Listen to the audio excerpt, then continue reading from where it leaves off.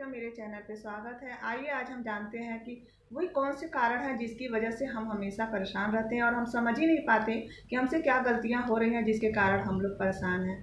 तो कुछ ऐसे कारण हैं जिसको हम अनदेखा कर देते हैं या फिर हम समझ नहीं पाते कि इन सब कारणों की वजह से हम परेशान हैं और हम जिंदगी में हमेशा उलझन सी महसूस करते हैं। कोई भी काम जब करने जाते हैं तो हमारा काम अच्छे से नहीं होता है या फिर अनायास ही हमारी किसी से झगड़ा हो जाती है या कोई हमसे उलझ जाता है जिसका कोई कारण नहीं होता, हम समझ नहीं पाते। लेकिन जाने अनजाने हम लोगों से ऐसी कोई गलतियां होती हैं जिसकी वजह से ये सब परेशानियां शुरू होती हैं। तो आइए जान लेते हैं कि वे सब कौन से कारण हो सकते हैं जिसकी वजह से हमें हमेशा इन सब परेशानियों से, लड़ाई झगड़ों से, कलह से गुजरना पड़ता है या फिर हमें मानसिक उलझन हमेशा बनी रहती है या फिर हमारा शारीरिक स्वास्थ्य, मानसिक स्वास्थ्य हमेशा बीमार सा रहता है। हम परेशान रहते हैं, किन किन इन कारणों से हमेशा परेशान रहते हैं। वो सब सारी चीज़ें हमारी खुद की अपनी की हुई कारण के वजह से होती हैं। किए हुए हमारे ऐसे कुछ कार्य होते हैं, जाने अनजाने में हमसे हो जाते हैं, जिसकी वजह से हमें इन सब परेशानियों का सामना करना पड़ता है। तो आइए हम जानते हैं कि वे सब कारण क्या हो सकते हैं। पहला कारण है कि घर में अंधेरे कमरे का होना। दोस्तों, हम नहीं जानते हैं, हम समझ ही नहीं पाते कि ऐसा क्यों हो रहा है।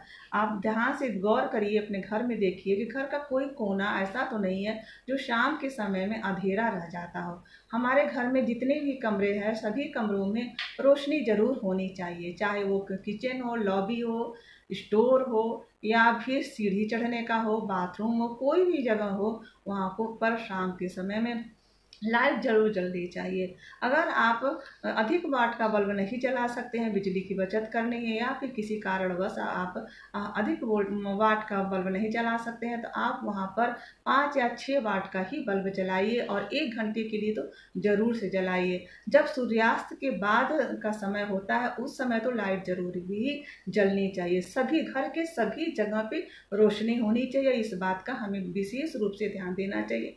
कोई भी जगह अंधेरा नहीं होना चाहिए। विशेष रूप से आप चाहे उस रूम में जाएं चाहे ना जाएं, आप उस जगह पे जाएं चाहे ना जाएं, 1 घंटे के लिए नहीं तो आधा घंटा तो जरूर ही वहाँ पर लाइट जला करके छोड़ दिया करिए। ये सबसे बड़ा कारण होता है हमारी उलझन का, मानसिक शरीर का, मानसिक स्वास्थ्य का हमेशा बीमार रहना। दूसरा कारण है कि जो हम खाना बनाते हैं गैस चूल्हे को, वैसे ही आलस के वजह से जूठा छोड़ देते हैं। मैं सबकी बात नहीं कर रही हूँ, कुछ लोग ऐसे होते हैं, ज़्यादातर लोगों का ये हाल होता है कि खाना बनाने के बाद गैस चूल्हे को वैसे ही छोड़ देना। ये भी हमारे मानसिक अस्वस्थता का कारण हो सकता है। तो आप जब भी खाना बनाएं गैस को जरूर से साफ करें और खाने वाले बर्तन, जितने भी बर्तन जूठे हैं उन बर्तन को सिंक में तो बिल्कुल भी नहीं रखना चाहिए। सारे जूठे सामान, सारे जूठन जो है उसको निकाल करके आप डस्टबिन में डाल दीजिए और डस्टबिन को घर से बाहर कर दीजिए। मतलब कि आप गेट से बाहर ना निकालिए, सुबह ले जाइएगा, लेकिन घर के बाहर पोर्च वगैरह में, बाउंड्री के पास कहीं भी उस डस्टबिन को रख दीजिए। किचन में आप जो बर्तन है उसमें पानी भर के रख दीजिए, लेकिन किचन के सिंक में मत रखिए। सिंक के नीचे उन बर्तनों को रख दीजिए, समेट करके, इकट्ठा करके, उसमें से जूठा निकाल करके और उसमें पानी भर के रख दीजिए। फिर अगले दिन धोइए उन बर्तनों को।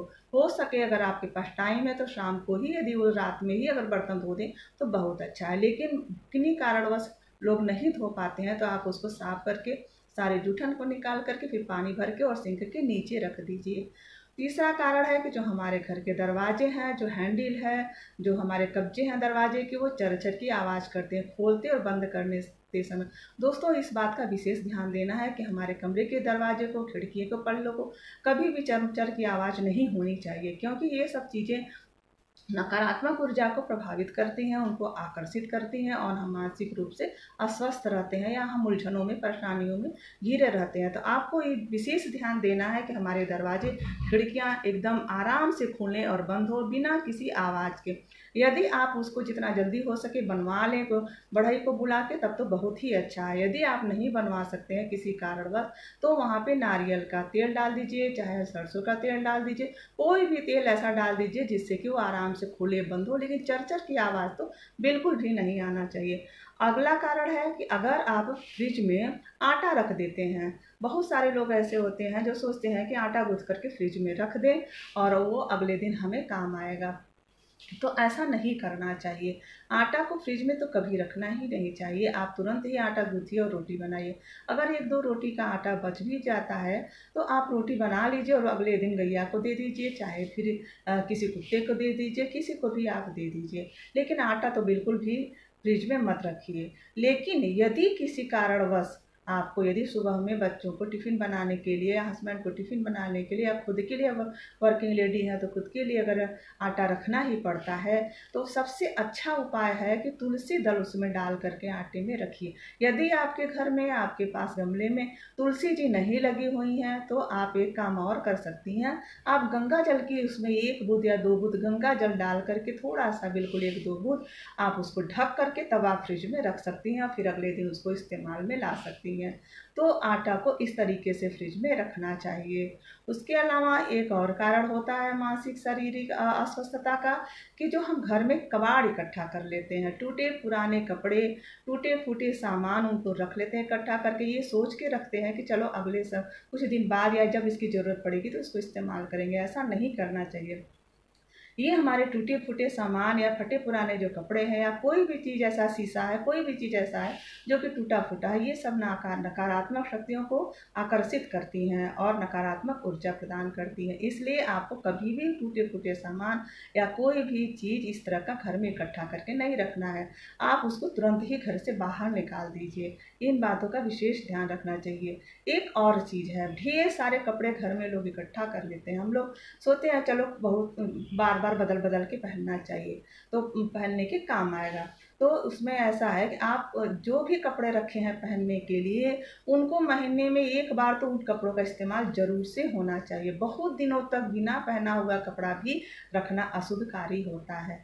इस बात का भी विशेष ध्यान रखना चाहिए। यदि आपको कपड़ा रखना ही है कि मान लीजिए 6 महीना, 8 महीना, 10 महीने में उस कपड़ों की ज़रूरत पड़ती है, तो एक काम आप कर सकते हैं कि जो आपने वस्त्र रखा है वो धुले हुए होने चाहिए, धुले हुए प्रेस किए हुए होने चाहिए, तो ज़्यादा अच्छा है। ऐसा बिना पहन करके रखा हुआ कपड़ा तो बिल्कुल भी नहीं रखना चाहिए। पहना हुआ कपड़ा अगर आप मोड़ करके रख देते हैं तो ये भी नकारात्मक शक्तियों को, नकारात्मक ऊर्जा को ये सब खींचते हैं। इसलिए इस बात का विशेष ध्यान देना चाहिए कि जो हम बाहर से कपड़ा पहन करके आ रहे हैं उसको ज़रूर से धुलें। एक नहीं, अब उसी दिन धुल लें तो अधिक अच्छा है। अगर नहीं धुल पाते हैं किसी कारणवश, तो अगले दिन तो वो कपड़ा ज़रूर से धुल जाना चाहिए, तभी हमको रखना चाहिए। इन सब छोटी छोटी चीज़ों को अगर हम अपनी ज़िंदगी में अपनाते हैं तो बिल्कुल भी हमारी जो परेशानियां हैं वो दूर हो जाती हैं। तो दोस्तों, ये सब जानना बहुत ज़रूरी है और हमें अपनी ज़िंदगी में इनको अमल में लाना चाहिए। हम समझ नहीं पाते हैं कि हम किस कारणवश परेशान हैं। जाने अनजाने में हमारी ही ये गलतियों का कारण होते हैं जो हम मानसिक रूप से और शारीरिक रूप से हमेशा परेशान रहते हैं। तो मैं समझती हूँ कि आप छोटी छोटी इन चीज़ों को अपना करके अपनी शारीरिक और मानसिक अस्वस्थता को दूर कर सकते हैं। अगली जानकारी के लिए, इस वीडियो को देखने के लिए आप लोग इस चैनल को सब्सक्राइब करें, शेयर करें और लाइक करें। तो अगली वीडियो के लिए आप लोगों को, दोस्तों, मुझे पूरा उम्मीद है कि आप लोग ये सब टिप्स अपना करके अपनी ज़िंदगी को बेहतर बनाने की अवश्य कोशिश करेंगे। और मेरे चैनल को सब्सक्राइब कीजिए, लाइक कीजिए, शेयर करिए और कमेंट करके बताइए कि मेरा वीडियो कैसा लगा। धन्यवाद।